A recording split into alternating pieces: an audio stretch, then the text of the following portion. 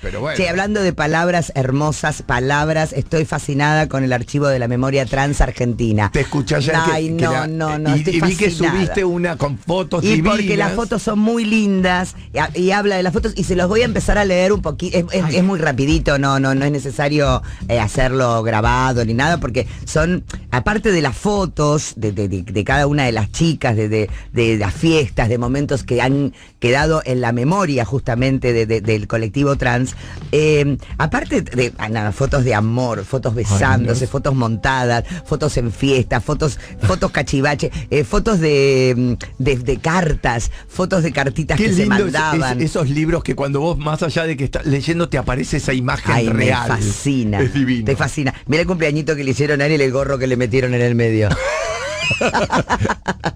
Así, bueno, ayer puse algunas fotos en mi Instagram y hoy algunas cosas les quiero leer porque es muy interesante, digamos. Hoy vemos a las chicas trans todavía complicadas en muchas situaciones donde no tienen trabajos. Sí, donde hay un montón de cosas. Pero estas fueron las pioneras. Y estas abrieron camino.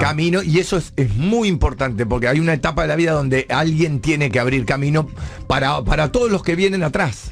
Pero la que abre camino es la que está más golpeada. Y claro. Estaba leyendo que... bueno, te lo leo. Dale. Dice, ahora aprendimos a tener otra visión de la fotografía. Yo tengo fotos que las tengo separadas porque para mí son horribles, pero ahora tienen otro sentido. Yo creo que la fotografía tiene que hablar por sí sola. Las fotos te hablan, te cuentan cosas. La diferencia entre una foto realizada por un fotógrafo y otra por nosotras, yo creo que es la técnica. Nosotras hacíamos fotos casuales. Es importante la técnica, como también sacar una foto con un sentimiento, con un cariño, con afecto, con amor hacia la persona. Después la técnica es importante para que salga bien la foto. Las fotos que hemos sacado tienen más sentimiento. Las sacamos en un momento lindo, agradable, en un momento donde estábamos felices, aunque sea dentro de una casa, pero estábamos felices, festejando un cumpleaños o tomando un trago o fumando un porro, qué sé yo. Eran momentos felices para nosotras. Fueron fotos tomadas con cariño, está tachado con cariño, y dice, desde el alma. Tomada desde el alma. Y el colectivo trans lo que dice, archivo, perdón, no le dice colectivo. Archivo de la memoria trans es una reunión familiar. Surge de la necesidad de volvernos a abrazar, volvernos a mirar, de reencontrarnos después de más de 30 años con las compañeras que creíamos muertas, con las que nos distanciamos por diferencias o por el exilio, y principalmente con los recuerdos de las que ya no están. De nuestro pasado, atravesado por la exclusión y la violencia, quedaron muchas cosas pendientes en la urgencia por existir. Fotografías, relatos, diarios, revistas y objetos dan cuenta de nuestro activismo antes del activismo y del por qué hoy somos menos de 100 las que pasamos los 55 años. Tremendo. Se mueren muy jóvenes. El proyecto surgió por Claudia Pía Baudraco y María Belén Correa, ambas mujeres trans activistas y fundadoras en 1993 de ATA, Asociación de Travestis Argentinas, quienes habían imaginado tener un espacio donde reunir a las compañeras sobrevivientes y sus recuerdos. Pía fallece en el 2012, meses antes de lograr la sanción de la Ley de Identidad de Género, y María Belén desde el exilio funda el archivo en el 2000, punto. En 2014, con la ayuda de la fotógrafa Cecilia Estalles, comienza un trabajo de recopilación y de preservación digital de la documentación para su conservación y protección. Actualmente el archivo contiene un acervo de más de 10.000 documentos. Se registra un material que comienza desde principios del siglo XX hasta fines de los 90. Actualmente los integrantes del proceso somos María Belén Correa, Cecilia Estalles, Carmen Ibarra, Magalí Muñiz, Carolina Figueredo y Cecilia Saurí. Todas ellas después escriben en el libro. Escriben alguna parte de sus vidas que nos la cuentan, no sin un dolor y una cosa muy desgarradora. Muy duro. Desde el archivo ensamblamos recuerdos para hacer el retrato de las amigas que ya no están. En la disputa por la versión real de la anécdota descubrimos detalles que habíamos olvidado, pero que otra compañera guardó y que están en la órbita de nuestras estrellas. Miramos con nostalgia, alegría y dolor hacia adentro para traer entre todas el olor del perfume que las caracterizaba. Este timbre de voz, que era solo de ella, sus gestos, su cuerpo, las anécdotas más tragicómicas de calabozos y policías, ¿quién las bautizó para siempre con ese apodo que no figuraría jamás en un DNI? Es todo un poco lo que vimos también en La Veneno. En La Veneno, ¿no? por eso. Los nombres, cuando te pones el nombre, cuando vas la primera vez montada. Ahí con Camila. Bueno, con Camila. Con Camila, supuesto. que Con fue. Camila que empezamos. es nuestro, porque está Camila tan adentro, es nuestra, obvio. El furor del traje para la gran fiesta de carnaval. Cuando imagínate, ahora es algo montado. Este carnaval en el pueblo es algo montado. Ahora fíjate. La nueva familia en París, Roma, Villa Madero, los días previos a su muerte, las noches por rutas, avenidas y bosques o los departamentos privados. Nuestra realidad siempre fue lucha y resistencia y un brillo intenso en los labios, rastros esenciales que se perderían sin el ejercicio de la memoria íntima, subjetiva y que entre todas devienen colectiva. Estar juntas fue la manera que encontramos de resistir a las múltiples formas de violencia ejercidas por la sociedad civil y el Estado. Mantenernos unidas es lo que hacemos para reforzar mediante la construcción de este archivo la potencia de nuestros vínculos. Este es el relato más próximo y verdadero que puede existir sobre nuestra familia porque lo construimos nosotras, las sobrevivientes. Y bueno, a partir de, digamos, hay muchas fotos, divinas todas, genial, sí. Divinas todas, muy caseras, muy de estas dos, mirá, con bota grande, con bota alta, bota plateada, Divina, porque y distintas épocas, ¿no? Distintas, los 90, los 80, distintas épocas, la ropa, lo que se usaba. La verdad que es muy, muy interesante para tenerlo, para si les interesa el tema, la verdad, es parte de nuestra sobre historia. todo para, más allá que te interese o no te interese, es una parte de eso, de incorporar a la gente también, porque mucho tiempo fueron realmente y siguen siendo marginadas. Entonces... y cuando la parte que cuentan... Es muy fuerte, no sé si empezar la mañana de esta forma y menos un viernes, pero la parte que cuentan en la época de los milicos, lo que les pasaba en la época de los milicos. Recordemos, no sé, los que somos más grandes, cuando salían a la Panamericana, que las mataban. Las mataban directamente. Las atropellaban con el auto. No. Entonces hay una realidad y una vida muy injusta y muy dura que algunas... No la pueden contar. Por eso eso que cuentan del recuerdo de encontrarse con algunas que pensábamos que estaban muertas, porque de golpe tremendo se desaparecían. No había también la conexión que hay ahora para saber que... Y muchas realmente se iban del país. Acá, más allá, después de los milicos, hasta en democracia se perseguía. Obvio. Porque los policías seguían teniendo... Después de los milicos eran como que, digamos, después de los milicos, la policía tomó el lugar de... Bueno, ahora nosotros vamos a decir... Claro. Y siempre las han usado para abusar de ellas, y bueno, para reírse, para humillarlas. Claro, dejarlas ahí como si fuese un poste, ¿viste? Bueno, es realmente un libro para tener, porque es parte de una historia de uno, parte de una historia de la vida de algunas digamos, por más que no tengas una amiga trans, es parte de la sociedad. La sociedad, eso tenemos que ver, es parte de la sociedad y no podés no verlo o podés, viste, como todo, siempre va a haber gente que rechace, pero en todo sentido, ¿viste? Hay algunos datos que no son oficiales, obviamente, porque no hay no hay relevamiento del Estado con datos sobre las chicas trans, pero la expectativa de vida de las mujeres trans en Argentina es de 35 años. 6 de cada 10 tienen que dejar la secundaria. El 65% de las mujeres trans son expulsadas de su casa antes de los 19 años. El 65%. Las posibilidades de conseguir trabajo siendo mujer trans es 10 veces menor. O sea, tiene 10 veces menor, no es un porcentaje. De que son los putos vestidos de chicas. Sí. Hay que tener muy bien puesto todo lo que querés en la vida para poder enfrentar situaciones tan tremendas. Algo que te sentís y sos, viste, que decís, esto soy yo y tengo que enfrentarme a una vida mucho más dura que cualquier otro. Que tenemos que enfrentarla. Porque decidiste vestirte de mujer. Porque sentiste que querías que sos una mujer. Que sos una mujer. Y no un hombre. Claro. Listo. Y por seguir tu deseo, te maltratan, te rapan, te cagan a patadas, te burlan, te humillan y te matan. Sí. ¿Perdón? Tremendo. Así que es un libro, realmente dice, corría el 76. Hablé con mi padre y mis hermanos y les conté que me sentía diferente a los demás niños.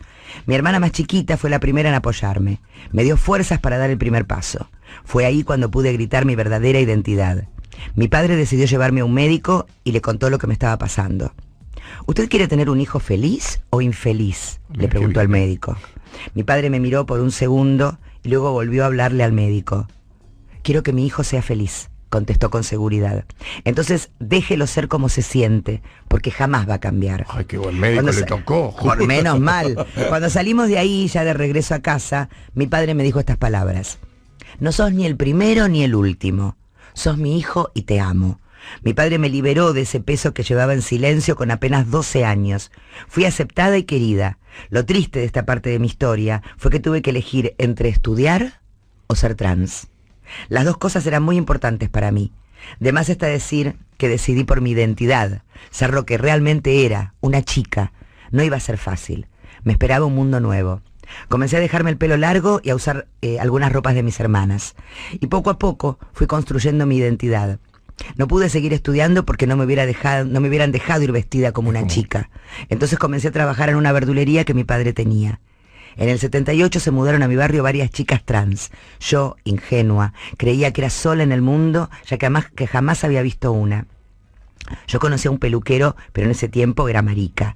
Cuando las conocí, quedé impactada. Ellas me enseñaron que no tenía que afeitarme y cuáles hormonas tomar para feminizar más mi cuerpo. Las primeras fueron Janina, Carla, Julia, Papaíto, Suspiro, Claudia, Lescano. Mi vida dio un giro de 180 grados. Era todo mágico para mí. Esto escribe Magalí Muñiz. ¡Qué maravilla! Y mire que le decía, ¿no?, la importancia de esos, del padre, de la aceptación de una familia, ¿no? Porque en general, acá viene este padre, siempre hay las madres cuando ven algo así en un hijo, no lo aceptan, viste, de entrada. Y es muy fuerte. Pero no lo aceptan por el que dirán. Por el que dirán. Por el afuera. Y sobre todo en un momento donde padre, estás pidiendo una aceptación, estás pidiendo eso, que justo le tocó a ella, ¿no? Es decir, fue un médico, el médico le tocó un buen médico, que en vez de llevarle le dijo, ¿quiere que sea feliz? Y sí, y terminó siendo feliz, porque... Carola Figueredo escribe esto. Nuestros cuerpos hablan por sí solos de nuestra historia. Desde que entré en mi etapa de transición, el paso por la vida fue vivir resistiendo, sintiendo por parte de la sociedad total discriminación por mi condición sexual. Con 18 años, luego de haber obtenido mi primer trabajo en una fábrica, me despidieron por mi transición, sintiendo y sufriendo discriminación. Sin embargo, pude aguantar. A mis 19 años no tuve otra opción que ejercer el trabajo sexual, al no tener otras posibilidades, llámense sociales, laborales o de educación. Evadí la persecución policial, los peligros que se echaban por la noche, y ni hablar de la transmutación de mi cuerpo, que la realizamos entre compañeras colocándonos silicona líquida. Toda nuestra vida era clandestina. No teníamos derechos civiles, sociales y a veces mucho menos acceso a la salud por temor a ir presas. Así vivíamos. Y después hablan de silicón y calabozo. Silicón y calabozo para pertenecer. Es cruel pero real. Si carecías de esto, no eras considerada travesti. No pertenecías a la manada, no podías ser parte de la logia. Claro que hablo de finales de los años 70, cuando los militares arrastraban a nuestras compañeras tras el exilio. Así fue que en tierras extrañas, suelo brasilero, conocieron la tan ansiada libertad. Nacía la oportunidad y la posibilidad de tener mágicamente el cuerpo más deseado, a semejanza de una mujer, con infartantes curvas que hasta ese tiempo solo se las daban las hormonas y a muy largo plazo. La bombadeira fue lo que los que trajeron luego, junto a otras palabras que se unieron al carrilche. Ese mágico aceite se convirtió en el pase para pertenecer. Si no tenías, no eras travesti. Eras una caricata, un loco, un gay disfrazado. Esas eran enseñanzas de mamá travesti, como los consejos de las madres a sus hijas golpeadas, admitiendo que es normal que tu marido te mate a palos. Pues nuestras madres, trans, y nosotras mismas, naturalizábamos esa violencia. Era normal pagar por cada patrullero que se te cruzaba. Era normal que te golpeen o te maten. Era normal, y era parte de ser travesti, cortarte los brazos desde las muñecas hasta el antebrazo para exigir algo. Eso era moneda corriente. La tradición continuaba. Hablar de silicón sin conocer el contexto no está bueno. Sí, el silicón te podía matar en la aplicación. De morir, morirías con un cuerpo soñado. Y si sobrevivías a la aplicación, luego de pasar las primeras 24 horas, te quedaba esperar cumplir 48 horas para saber realmente que no te habían pinchado ni venas ni órganos. Luego era que no se corra, y para eso nos poníamos rieles de plásticos, rieles de elásticos, elásticos, eso. Yo lo vi en Batato. En Batato. Era un elástico así, y decía, y no quedaba porque eso tenía que sostenerse, si no era un aceite que se iba por el cuerpo y era dañino, ¿viste? Que no era se terrible. encarne, que no se manche. Hoy muchas llevamos en el cuerpo una bomba de tiempo que luego de 20 años no sabemos cuándo finalmente despertará, ni cómo lo hará. Por suerte las nuevas generaciones hoy saben qué es y de qué se trata y las consecuencias, gracias a las que lo podemos contar y en primera persona. Silicón y calabozo para pertenecer. María Belén Correa escribía esto. Que silicón y calabozo, porque aparte vivían adentro, las llevaban presas todo el tiempo. Y aparte eso de decir, eso eran, lo normal era eso, lo que tenías que hacer era eso. ¿Y para qué se lo ponen? Claro. ¿Quién las manda? Quieren ser mujeres, sienten mujeres, quieren ver en el espejo lo que sienten en su cabeza. No había otra oportunidad de eso, de hacérselo bien, porque había una manera, hay también una manera de disfrutar con eso, que era todo un sacrificio también. Y era descubrirlo, de estar y terminabas en la prostitución porque era parte de eso también, no había otra posibilidad. En aquellos tiempos me fui a la zona de Flores. Era mi primera vez en la zona. Estaba todo el ambiente trans. Yo tenía unos 22 años. Y ahí conocí a una chica trans, muy buena gente, que era un amor y era también muy cariñosa. Ella era la Silvana de Flores. La Tránsito, una trans de las viejas en la zona. Tenía un cuerpazo, era la que ponía siliconas. Cuando llegó el día en que me pusieran la sesión, ella estaba borracha. Cargaba las jeringas a ojo y comenzaba a pinchar una nalga mientras las iba numerando en voz alta. 1, 2, 3, 4, 7, 8, 9, 12. Perdía la cuenta de las jeringas que iba poniendo.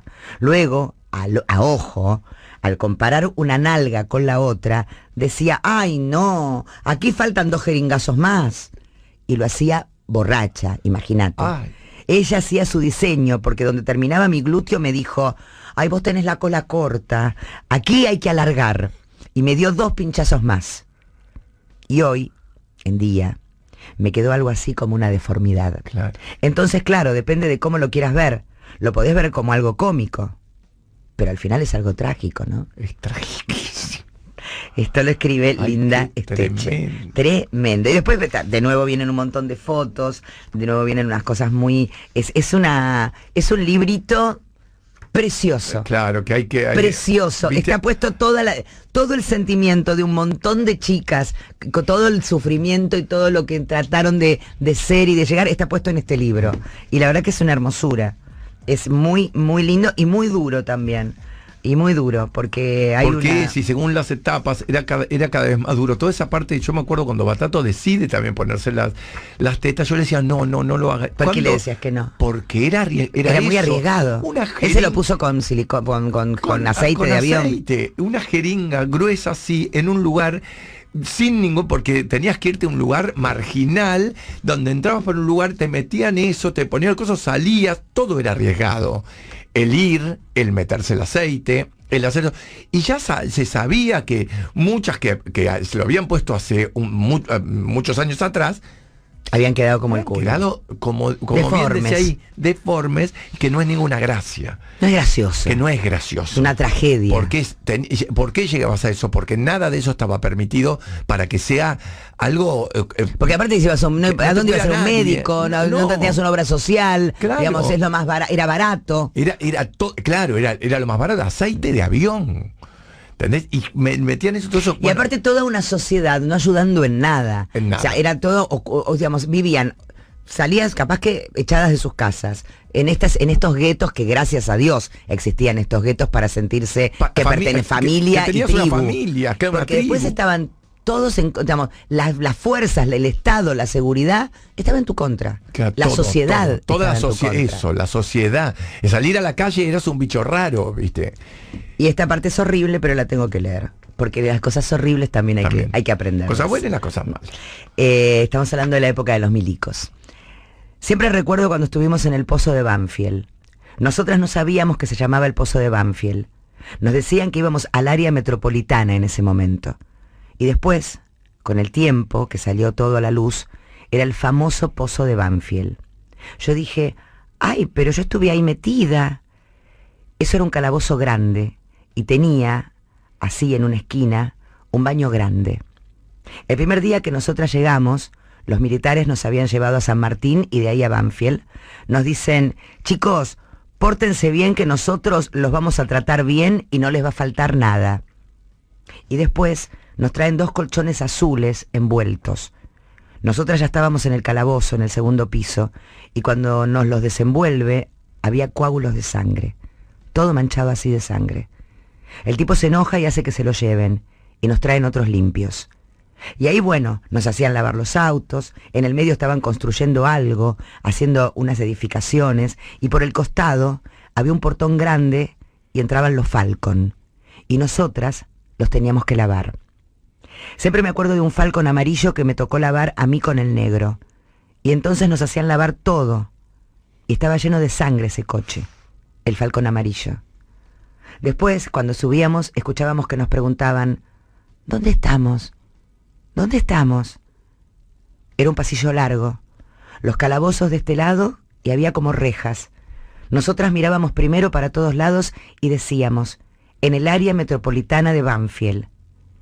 Se escuchaba una radio fuerte arriba, a la noche, y se escuchó a una chica gritar, y después llorar a un bebé. Entre todo el tumulto ese, de la radio y todo eso, algún día voy a volver ahí. Porque en una de las paredes debe decir Julieta. Siempre escribíamos nuestros nombres, más con esa edad. Éramos todas jóvenes. En ese momento, nuestros verdugos eran los policías. Nosotras quedábamos en comisaría a merced de esa manga de delincuentes. Los militares eran autoridad, pero si te encontraban te levantaban de la calle y te llevaban a la comisaría, y los policías fueron siempre los verdugos. Antes de los militares, la policía ya era corrupta, y después más todavía.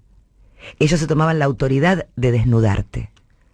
A la noche por ahí aparecía un jefe de la provincia, aparecía de repente en la comisaría, y por ahí, ¿a quiénes sacaba?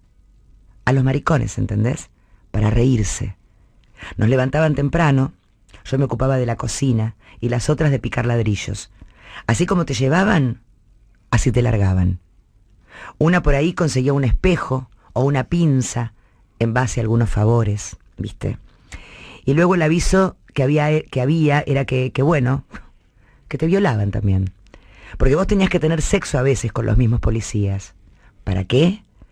Para que te pasen un poco de agua caliente, un poco de pan. Porque a mí, gracias a Dios, mi familia siempre iba y me llevaba todo. Pero había chicas que no tenían quien les lleve.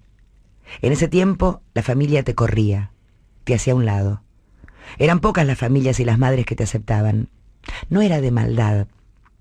Fuimos criadas en otras generaciones y criadas de otra manera. Y querían criarnos de otra manera. No lo aceptaban. El que dirán, la gente. Te echaban de la casa. Y a veces una se pone a recordar todo eso y decís, ¿por qué? Yo hoy me pregunto, ¿por qué yo tuve que pasar por eso? ¿Qué hice yo de malo? En ese momento era una cosa normal, entre comillas, pensar que nosotras estábamos haciendo algo mal y merecíamos el castigo.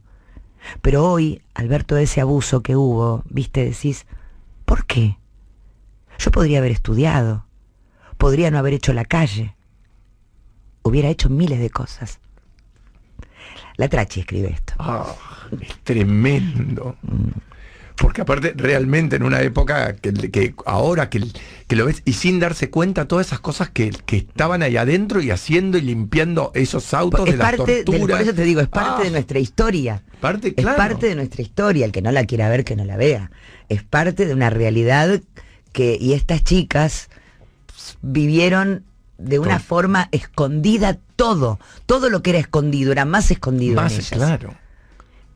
Sufriendo abusos. Es muy fuerte el libro, es muy divino, sí. Es muy... me parece que hay cosas que hay que hablarlas y decirlas y contarlas y leerlas y hacerlas carne. Y hacerlas carne. Tal cual. Porque es parte de una historia. La verdad que no pensé que me iba a encontrar con un libro tan fuerte y tan divino, tan amoroso por otro lado, con las cartas, con sus fotos. Es poder entrar al mundo travesti travesti de una época, de una determinada época, varias, del comienzo, sí, del comienzo, de un comienzo muy difícil. Donde realmente muy duro, por eso digo, todas las cosas que igual se siguen luchando, han avanzado en ese sentido, algo han avanzado, pero todavía no. No, pero digo, de lo que se pasó. No, sí, obviamente que está muchísimo mejor, pero bueno. Poder ver que realmente hay muchas chicas que están haciendo lo que quieren. Flor de la B trabaja mucho en unas escuelas para que las chicas trans tengan un lugar para ir a estudiar. Claro. Porque a veces no pueden por las burlas, porque están haciendo justo la transición en esa época, y entonces empiezan, por eso viste que una decía, tuve que elegir entre estudiar sí, yo creo que a los chicos muy jóvenes no les pasa todo esto. O ser, claro. Porque era estudiar o ser, o la identidad, ser, claro. Tenías que elegir, y bueno, vas a elegir tu identidad siempre. Pero ojalá que no les pase a muchos y que tengan la suerte de no pasar por esto, pero creo que no pasa en determinados lugares. En los pueblos sigue pasando. Sigue pasando, eso. En el interior sigue pasando. ¿Vos pensás que en el interior, por más que ayer se haya promulgado la ley de aborto, siguen existiendo quienes te dicen, no, yo no lo voy a practicar, y dejan parir a nenas de 10 años. Hipócritas, ridículos, hijos de puta. Y con estas chicas pasa lo mismo. Seguramente si estás en un pueblito alejado de todo, sos el puto del pueblo, al que no podés acceder y tenés que hacer la transición, el cambio, y terminás haciéndotelo de las formas que después capaz que tu cuerpo se resiente y termina pagando las consecuencias. Claro, y toda esa gente que a veces es su pueblo y quiere quedarse ahí y no puede, pero no puede porque esa aceptación que no está. ¿Y quién está? El que realmente se larga y dice, yo me quedo en el pueblo igual, pero soy la loca del pueblo y te decoro la cosa, y termina entrando en una sociedad, pero de una cierta forma, porque realmente también se quiere quedar. Después cuando salís es mucho más duro, no tenés el apoyo de nadie, ¿viste? Sí, por pero eso bueno, esas familias. Pero eso las familias de las travestis, yo creo que son que nos las contó mucho Camila con la tía Encarna. El brillo de los ojos, la tía Encarna. ¿Cómo quedan todos esas imágenes? Claro, son imágenes divinas. La verdad que también hablan de la parte que hablan de cuando se van, porque algunos empiezan a darse cuenta que acá se van los milicos, pero sigue la represión fuerte, y entonces empiezan a ir a Brasil, a España, París, a España, empiezan a viajar por el mundo, a irse, por suerte las que tienen la suerte de irse. No, bueno, yo me acuerdo, acá había una amiga de Batato, y venía muy arriesgada siempre, pero muy, la que quería la kamikaze, que digo, bueno, yo en mi vida hago esto, pero hasta donde sabía que era la muerte. Y se va a España y se engancha con gitanos. Ay, mamita. Y estafa a los gitanos, agarrate. No. Qué genial. Final horroroso. La queman viva. No, Humberto. No, horroroso y queda ¿Pero ahí. por qué? Pero los gitanos. Porque llevaba esa vida de decir, todo para adelante, pero en la locura. Si yo me acuerdo nosotros actuando en San Telmo y de golpe venía corriendo, me están persiguiendo la policía. Entonces se la refugiaba en algún lado, pero viste a veces cuando todo lo haces a un límite tan grande que es tremendo, ¿no? Bueno, la verdad que el libro es Bueno, qué pesado. Estoy viendo una situación. Epa. Qué cara, mamita. otra cosa. Estoy viendo otras partes del libro, porque acá cuenta, por ejemplo, cuando lo que pasaba en la Panamericana, que nosotros las noticias que llegaba, atropellaron una travesti ni siquiera una travesti, corrían y se las atropellaron. En la vida hay momentos que te quedan marcados para siempre como a fuego. Este es uno de ellos. A decir verdad, tengo muchos momentos lindos, pero predominan los feos. Cosas, situaciones pasadas que nos marcaron de por vida y quedaron esas heridas abiertas, pero que con el tiempo se apaciguan. Al menos eso espero me pase. Les confieso que me cuesta mucho hacerlo en este momento, recordar sin que se me llenen los ojos de lágrimas mientras hago el ejercicio para contarles. No es tan fácil, pero entiendo que es importante que se sepa. En medio de esos pasajes, como fotografías, esos malos recuerdos, pienso hoy la distancia y digo, Dios, ¿cómo pudimos soportar tanto? ¿Cuánto daño nos hicieron? Principalmente en esa época. Había llegado la democracia en el año 83. Muchas de nosotras, por no decir todas, no sabíamos qué carajo era, qué significaba este hecho. No entendíamos nada. Y cuando preguntábamos qué significaba la democracia, por lo general nos decían libertad. Pero para nosotras comenzaba una época muy difícil, de mucha violencia policial, incluso hasta la muerte. En esas épocas, la supuesta libertad, la conocí, de supuesta libertad, perdón, la conocí a Katy la borracha. Era una de las más humildes, muy pobre. Vivía con su marido, un hombre que cirugiaba con un carro y era alcohólico. Vivían en una piecita de 3x3, de chapa de cartón, las paredes, el techo. Me acuerdo que tenían como 10 perros. Ella usaba un postizo rubio, lacio, y siempre la cargábamos porque cada vez que corría de los milicos, lo perdía o se le enganchaba en algún techo o tapia que debía cruzar de rompe y raja porque parecía la camioneta de Madero. La camioneta de Madero debe ser la policía. Con el tiempo parecería que nos volvimos más duras. O nuestra necesidad hacía que corriéramos riesgos extremos. Sin dejar de estar atentas a la policía, nos subíamos a la autopista Richeri y cuando veíamos que venía la policía, nuestra única alternativa era cruzar al guardarrail del medio. Cruzábamos 8 carriles, la mano que va de Capital a Ezeiza, juntas, pero no a la par, mirando siempre de frente a los autos. Había veces que llegábamos a 3 carriles y había que retroceder de nuevo a la banquina. Esperar el momento justo entre los autos que pasaban a toda velocidad para poder cruzar, teniendo en nuestras espaldas a los policías a los tiros para amedrentarnos y que no crucemos porque ellos no lo hacían. Ese era su límite. Una de esas tantas veces que nos corrían y ya tan acostumbradas a cruzar, pasó lo que no queríamos que ocurriera. Éramos 4 corriendo para cruzar la autopista y llegar al medio. Apareció la policía a toda velocidad. No había tiempo para pensar qué hacer, si entregarse a correr o el riesgo y cruzar. Yo crucé sin dudar. En el mismo instante que llego al medio, siento un ruido fuerte a mis espaldas. Automáticamente miro hacia atrás y veo a Katy. Veo su postizo volar por el aire. En el carril de la izquierda, donde los autos van a mayor velocidad, uno la levantó por el aire. Fue el momento justo cuando la alcanzo a ver y me tapé la boca. No pude atinar ni a gritar ni a llorar porque debía seguir corriendo, ahora a la mano contraria. Mientras corría, prestando atención a los autos que se me venían de frente, sentía el ruido de otros autos que no pudieron frenar y le pasaban por encima a Katy. Llegué al otro extremo en 1 minuto. Apenas pude darme vuelta para ver qué había pasado, observé que le seguían pasando los autos por arriba. A su vez miré a la distancia a los policías que quedaron, estaban festejando. Los 4 aplaudían lo que veían. Me senté en el guardarrail, mi corazón estaba por explotar. No puedo describir qué era, dolor, angustia, impotencia, no sé. Las otras 2 compañeras quedaron en el medio de la autopista, mucho más cerca que yo, observando con más claridad toda la secuencia. Finalizando esta historia cruel, cuando estábamos entre nosotras sacando el cajón, vinieron de una revista o diario del momento a cubrir el hecho. ¿Cómo salió la nota? Como siempre, burlándose de nosotras. El título decía: murió atropellado Julio Sosa, el varón del tango travesti, acompañado de una foto del momento en que era llevado el cajón al coche fúnebre. En la nota nunca contaron cuál fue la circunstancia que llevó a Katy a cruzar la autopista sin tener en cuenta si su vida corría riesgo o no. Y esa era nuestra democracia.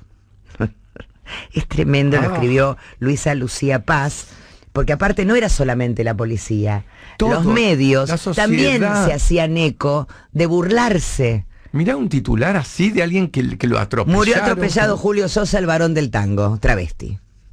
El varón del tango travesti. Bueno, este es un libro que se los recomiendo. Sí, la verdad es que después de esto... Yo sé que es un poco fuerte, es lo fuerte, sé, pero bueno, lo sé, pero la vida es algo fuerte. La vida es algo fuerte, no es algo, nada, que está ahí. Bueno, entre imágenes, bueno, yo les voy a terminar de leer este final porque así, porque ya lo termino, ya lo leí todo. Después hablan, ya les digo, de algunas que se han ido al exilio. y que la pasaron mucho mejor afuera y otras no tanto. Y otras no tanto, tal como cual. dijo Humberto que nos contó. Ah, Historia un poquito fuerte. final fuerte, sí hay fuerte. Ya sabíamos que se venía ese final fuerte, pero no sabíamos que era tanto. Entre imágenes, relatos y anécdotas se filtra el mensaje más importante. No te preocupes tanto, no te hagas tanta mala sangre, no tiene sentido que te pongas tan nerviosa, vas a ver que todo va a salir bien. Viví el presente y disfruta del momento. Archivo de la Memoria Trans es más que todas las historias y la documentación reunidas en un espacio físico. Desde el 2012 nos mudamos alrededor de 6 veces. Nos movemos de acá para allá con cajas de polipropeno repletas de fotos y documentos, libros de actas, computadoras, escáneres, me las imagino. El archivo es una corriente de acción, pasión y pensamiento deslocalizada. Es afectación pura. Son mensajes todos los días, cadenas y cadenas de audio de 5 minutos, gritos, consuelo, llantos, risas y peleas. La menor de las veces también son silencios bellísimos. Trabajar en el proyecto no es solo generar contenido, es estar predispuestas a acompañarnos las 24 horas de los 7 días de la semana, de los 365 días del año, atender llamadas durante el desayuno o la cena, redactar textos, seleccionar fotos, pensar ideas un domingo. Es trabajar entre amigas. Hay otra versión detrás del mito de trabajar con amigues. No trabajes nunca con amigues, es para confusión. Nosotras consideramos que la potencialidad del archivo es porque además de tener los mismos objetivos, nos hicimos amigas. Tenemos apodos entre nosotras. Maga, además de ser la legendaria La Menora, también es la Kelly, Estalle es el pibito caprichoso, también la Molotov, la Saurí, la señora, y Belén la Correa, Carla, Cazú, Carolita, la Carola del Neuquén.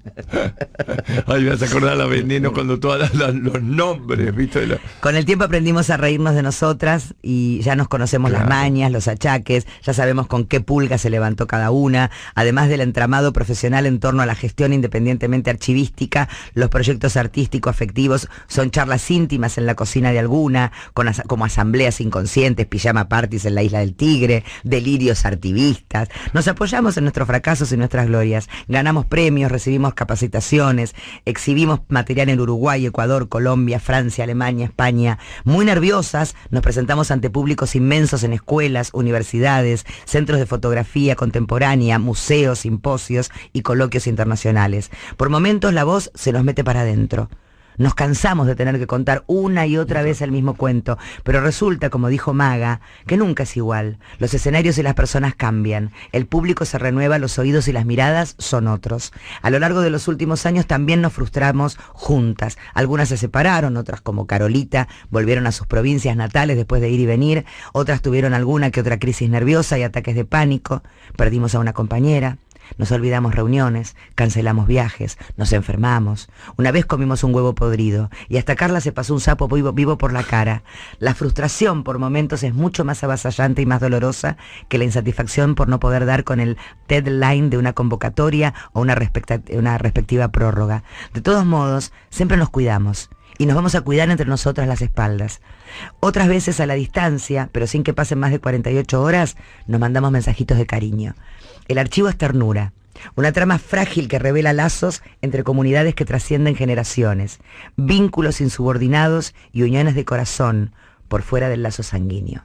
Hermoso libro. Qué genial. Hermoso libro, ténganlo. Lindísimo. Está buenísimo que ténganlo, hagan lo que quieran, ¿no? Sean libres de hacer lo que quieran. Pero es hermoso. Es hermoso uno de estos libros hecho con tanto dolor y con tanta pasión. La verdad, divino. Y divino el tipo de libro. Me encantó hasta la forma, lo que hicieron. Es lo más. Míralo. Ahí está. Precioso. Chicos, nosotros vamos a poner un poquito de música. Y este temita es para todos nosotros.